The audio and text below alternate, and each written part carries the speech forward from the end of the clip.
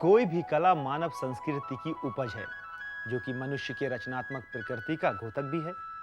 ललित कला में संगीत कला का सबसे ऊंचा स्थान है और शास्त्रीय संगीत सबसे शुद्ध कला मानी जाती है, क्योंकि इसके स्वर, लय, ताल सभी शास्त्रों और नियमों के अनुसार गाया बजाया जाता है।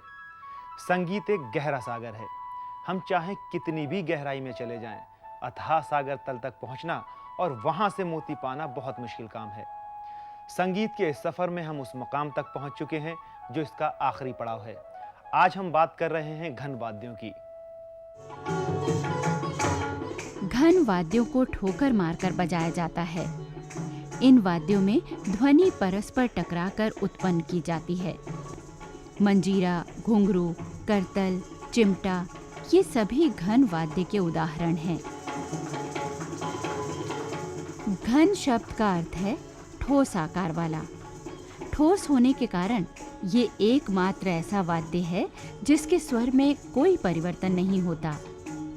एक बार जो स्वर इसमें स्थापित कर दिया जाए वही इसमें बने रहते हैं, इसलिए इसके बेसुरे होने की संभावना नहीं रहती।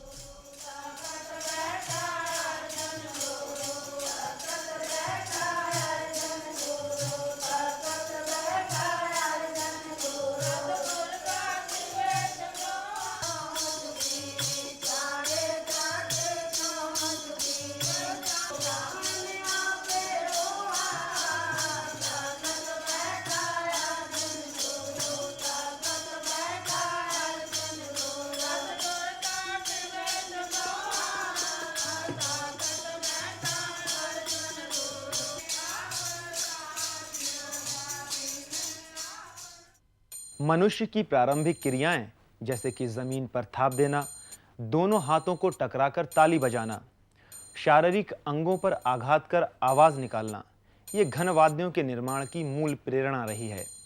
घन वाद्यों में आवाज वाद्यों को आपस में रगड़कर, हिलाकर अथवा आघात करके उत्पन्न की जाती है। पुराने समय से ही लोग अपनी दैनिक क्रिया शुरू करने से पहले भगवान की आराधना किया करते थे और उनका साथ देते थे घन वाद्य यंत्र। घन वाद्य यंत्र हमें आत्मिक शांति प्रदान करते हैं। मंदिरों में पूजा के समय इनके स्वर दिल को असीम सुकून पहुंचाते हैं और मन भक्ति भावना से ओत-प्रोत हो जाता है।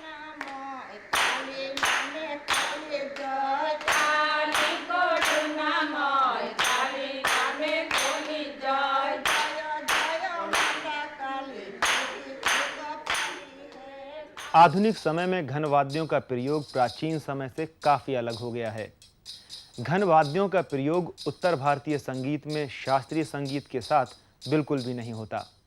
हालांकि भजन कीर्तन के साथ मंजीरे के रूप में आज भी घन वाद्य की परंपरा जीवित है।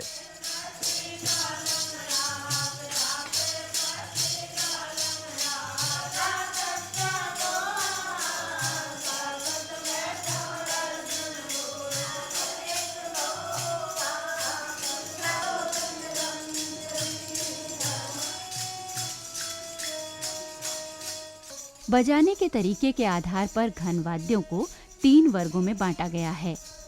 पहला है 2 हिस्सों को परस्पर टकराकर बजाए जाने वाले वाद्य। इसमें मंजीरा और करतल आते हैं। दूसरा वर्ग है डंडी, लकड़ी या हथौड़ी के प्रहार से बजने वाले वाद्य। इसमें घंटा, जय घंटा आदि आते हैं। और तीसरा वर्ग है हिलाकर बजाए जाने वाले वाद्य। इसमें वो सभी वाद्य आते हैं जिनमें खोखले पदार्थ के भीतर कंकड़ आदि भरा होता है, जैसे झुनझुना, रंभा, घुंघरू आदि। घन वाद्यों की सबसे बड़ी खासियत ये है कि किसी एक यंत्र की बनावट दूसरे से मिलती जुलती नहीं है। ये सामान्य तौर पर कांसा, पीतल या लकड़ी के बने होते हैं।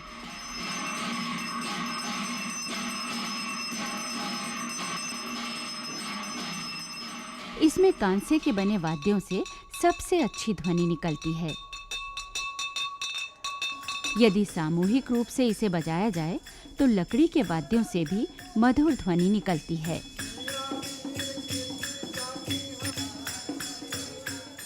आज ज्यादातर अवनाद वाद्य के द्वारा ही गीतों का उपरंजन किया जाता है।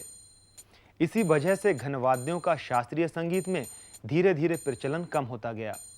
भारतीय शास्त्रीय संगीत में स्वर की तारता महत्वपूर्ण है और वो घनवाद्यों में संभव नहीं। इस वजह से भी इन वाद्यों का प्रचार कम होता गया।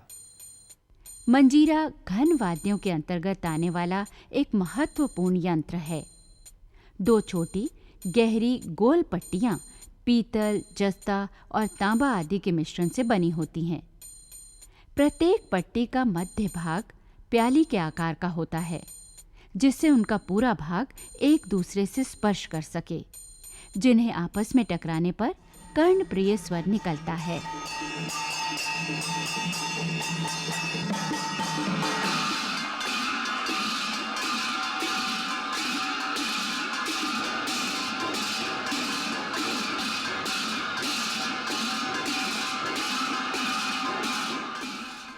करतल में चतुर्भुज आकार के दो लकड़ी के टुकड़े होते हैं, जिनमें झंझनाहट करने वाले लटकन लगे रहते हैं। इसका पहला भाग चारों उंगलियों में और दूसरा भाग अंगूठे में पहना जाता है। अलग अलग लयों के प्रदर्शन के लिए भक्ति संगीत तथा कुछ नृत्यों में इसका प्रयोग होता है।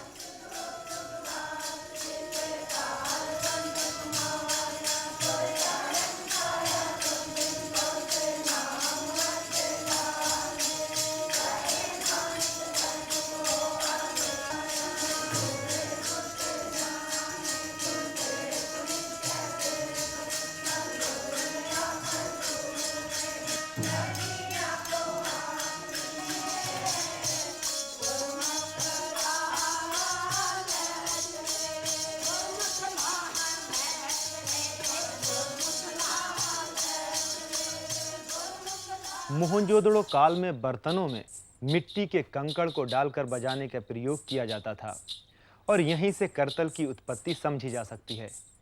सिंधु घाटी सभ्यता के समय कई करतल पाए गए। पैरों में बांधा जाने वाला घुंघरू इसी करतल से विकसित हुआ माना जाता है। घुंघरू को इस तरह से बनाना काफी मुश्किल है ताकि एक निश्चित पिच और बेहतर क्वालिटी मिल सके, इसलिए इसे शास्त्रीय संगीत में ज्यादा महत्वपूर्ण नहीं पाया जाता।